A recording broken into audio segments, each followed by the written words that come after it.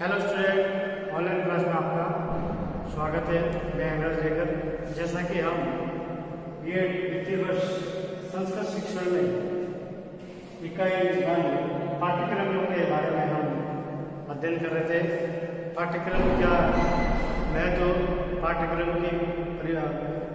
और पाठ्यचर्या के बीच में अंतर और पाठ्यक्रम निर्माण के सिद्धांत के बारे में पिछले वीडियो में हमने अध्ययन किया और पाठ्यक्रम के क्षेत्र और पाठ्यक्रम की जो विशेषता है आज हम इसके बारे में चर्चा करेंगे और अध्ययन करेंगे। पाठ्यक्रम का क्षेत्र यानी पाठ्यक्रम का क्षेत्र कहाँ तक फैला हुआ है, किसको पाठ्यक्रम का क्षेत्र कह सकते हैं, या पाठ्यक्रम में किन चीज़ों को, किन बातों को हम सम्मिलित कर सकते हैं। जैसे प्रत्येक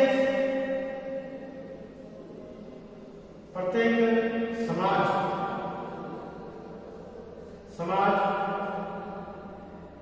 राज्य एवं देश या राष्ट्र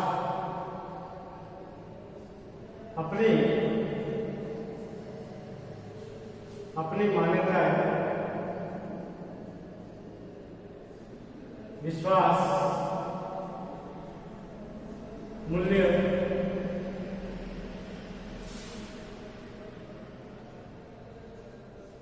एवं आवश्यकताएं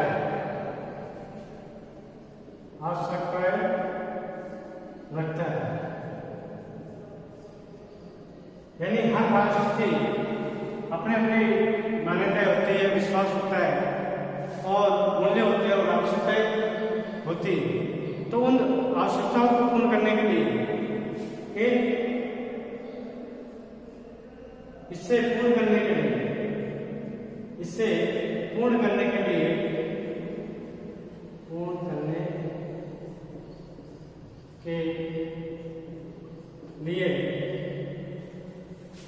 शिक्षा का विधान करता है। क्या कहता है? शिक्षा का विधान एवं विधान करता है और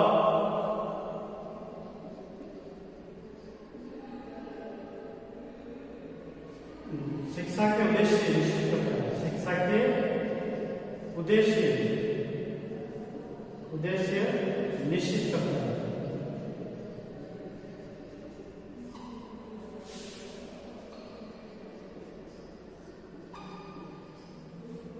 और इन उद्देश्यों को निश्चित करने के लिए इन शिक्षा के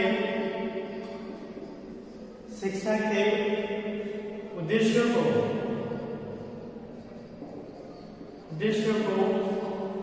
निश्चित करने के लिए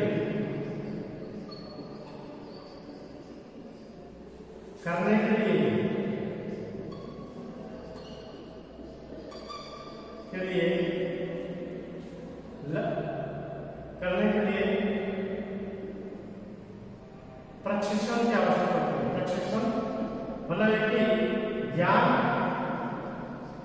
व कार्य क्रिया की आवश्यक समझा जाता है। आवश्यक समझा जाता है।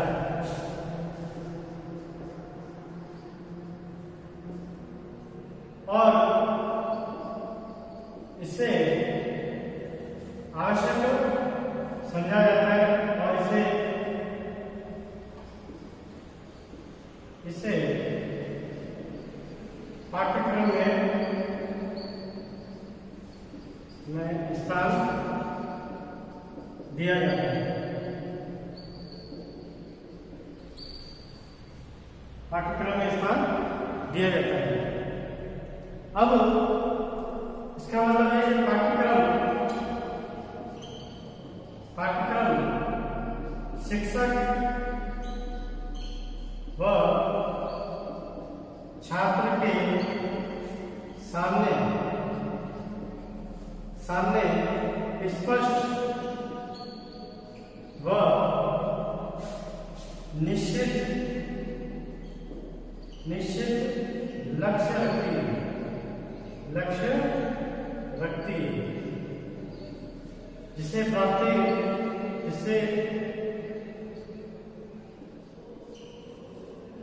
जिसे उद्देश्य प्राप्ति की जाती है, जिससे उद्देश्य की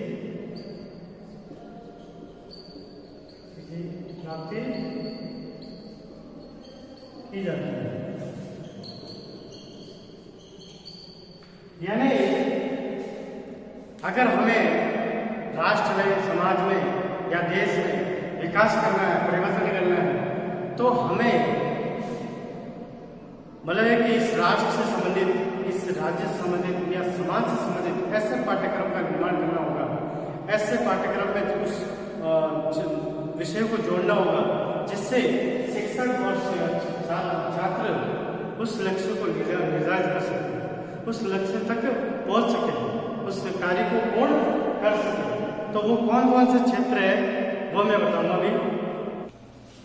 अब अपने पाठ्यक्रम का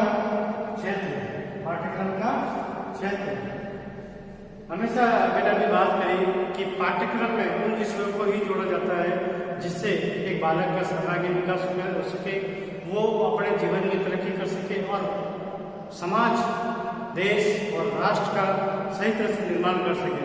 क्योंकि हर राष्ट्र की अपनी अपनी आवश्यकता होती है और हर राष्ट्र को अपने विकास की ओर ले जाना होता है, आर्थिक स्तर को ऊंचा उठाना होता है और तरक्की करनी होती है, दूसरों देशों से मतलब है कि आगे ले जाना होता है, विकासशील बनाना होता है, विकसित बनाना होता है। तो इन सभी उद्देश्यों की पूर्ति तब होगी जब वो अपने देश में शिक्षा जगत या शिक्षा प्रणाली को सही तरह से लागू करेगा। और जब शिक्षा प्रणाली सही तरह से लागू होगी तो उसमें सबसे ज्यादा जरूरत होती है पाठ्यक्रम की, क्योंकि शिक्षा उद्देश्य की और हर कार्य के उद्देश्य की पूर्ति पाठ्यक्रम के माध्यम से होती है। तो हमें ऐसे पाठ्यक्रम निर्मित करना होगा, ऐसा पाठ्यक्रम निर्माण करना होगा जिसमें हर उद्देश्य की पूर्ति की जा सके, जिससे बालक एक आदर्श नागरिक बन सके और अपने राष्ट्र के लिए कर्तव्य निष्ठों का पालन कर सके। हमें ऐसे विषयों को शामिल करना होगा जिससे वो राष्ट्र से संबंधित हो, देश से संबंधित हो और हर समाज से संबंधित हो और व्यक्ति के सर्वांगीण विकास को बढ़ा सके। ऐसा पाठ्यक्रम होना चाहिए। अब जिससे पाठ्यक्रम का क्षेत्र, अब पाठ्यक्रम का क्षेत्र यानी हम ऐसे कौन सा क्षेत्र बनाए जिससे बालक, शिष्य और शिक्षक उस पाठ्यक्रम को पढ़ते हुए उस क्षेत्र का विकास कर सके। तो सबसे पहले कि पाठ्यक्रम के माध्यम से शिक्षा की प्रक्रिया सुचारू रूप से चलती है। अब पाठ्यक्रम के माध्यम से ही शिक्षा सुचारू रूप से चलती है। यानी एक शिक्षक को क्लास में जाने से पहले ये सोचता है कि मुझे क्या पढ़ाना है, क्या पढ़ना है, किन उद्देश्यों की प्राप्ति करवानी है, किन बालकों का विकास करना है मुझे, और प्रत्येक बालक का यानी विभिन्नताओं का मतलब ध्यान देते हुए वो शिक्षण करवाता है। यानी पाठ्यक्रम के माध्यम से ही एक शिक्षा प्रक्रिया एकदम अच्छे से चलती है, सुचारू रूप से चलती है, व्यवस्थीकरण होती है। यानी पाठ्यक्रम नियमित होने से शिक्षा में क्या होता है, व्यवस्थीकरण आता है। किस हिसाब से बच्चों को हमको सर्वांगीण विकास करना है, उनकी शिक्षा की उद्देश्य की प्राप्ति करवानी है, उन्हें लक्ष्य की प्राप्ति करवानी है, तो एक व्यवस्था बनी रहती है। पाठ्यक्रम निर्मित होने से एक step by step, one by one एक क्रम बना रहता है। अब दूसरा है जैसे पाठ्यक्रम के ऊपर बोझ करने से आवश्यक एवं वांछित पाठ्य सामग्री को पुस्तक की रचना के साथ पढ़ने रखा जाता है। यानी पाठ्यक्रम निर्मित होने से पाठ्यक्रम में कौन से विषयों को जोड़ना है, कौन से विषयों को, और दूसरी बात है कि बालक की मानसिक आयु, बालक की जैसे वास्तविक आयु, उन सभी को उसके स्तर को देखते हुए किस विषय को जोड़ा जाता है, कौन सी कठिनाई को जोड़ना है, कौन से कार्यों को जोड़ना है, उन सभी को देखते हुए एक पाठ्य पुस्तक की रचना की जाती है। ये कब होगा, जब पाठ्यक्रम पहले से निर्मित हो। अब पाठ्यक्रम छात्रों और शिक्षक दोनों को सही दिशा प्रदान करती है, बोध कराती है। बिल्कुल सही बात है। जब पाठ्यक्रम पहले से निर्मित होगा तो शिक्षक को ये ध्यान होगा कि मुझे बच्चों को क्या पढ़ाना है, कौन सा विषय पढ़ाना है, कितना पढ़ाना है और विषय में क्या क्या मुझे शिक्षण सामग्री यूज करनी है, कौन सी शिक्षण विधि यूज करनी है, कौन सी मुझे कहानी यूज करनी है, कौन सा श्लोक यूज करना है, तो उसको पहले से ही ध्यान रखता है। और छात्र को भी पाठ्यक्रम नियमित होने के कारण उसे एक ध्यान रहता है कि मुझे क्या पढ़ना है, क्या कार्य करना है और कौन सी विषय मुझे चयन करनी है, चूज करनी है। अब आगे देश में शैक्षिक स्तर की समानता और एकरूपता बनी रहती है। अब पाठ्यक्रम निर्मित होने से, जब पाठ्यक्रम निर्मित बनाया जाता है तो पाठ्यक्रम जो होता है वो अपने राज्य स्तर से ना होकर देश स्तर पर होता है। पूरे देश का पाठ्यक्रम एक समान होता है। अगर राजस्थान का जो बालक अगर गणित विषय में जो पढ़ रहा है वही का वही महाराष्ट्र में वही बालक गणित के विषय में पढ़ेगा, तो वो एक समानता रहती है। पूरे राष्ट्र में एक समानता शिक्षण कराया जाता है, तो वो एक रूपता बनी रहती है। पूरे देश में एक ही शिक्षा प्रणाली चलने होने के कारण शैक्षणिक जो कार्य होते हैं, जो उद्देश्य होते हैं, जो आवश्यकताएं होती है, जो नियोजित कार्यक्रम होते हैं, वो एक समान होते हैं, एक रूपता बने रहते हैं।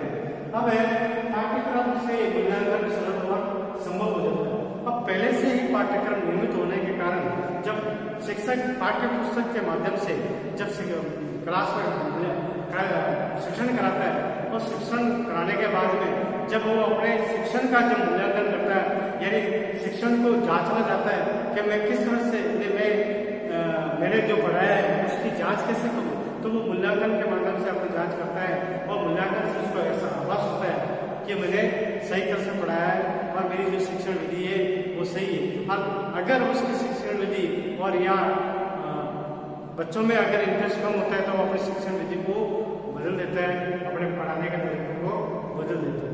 तो ये क्या होता है, जब वो पहले से ही पाठ्यक्रम निर्मित हो।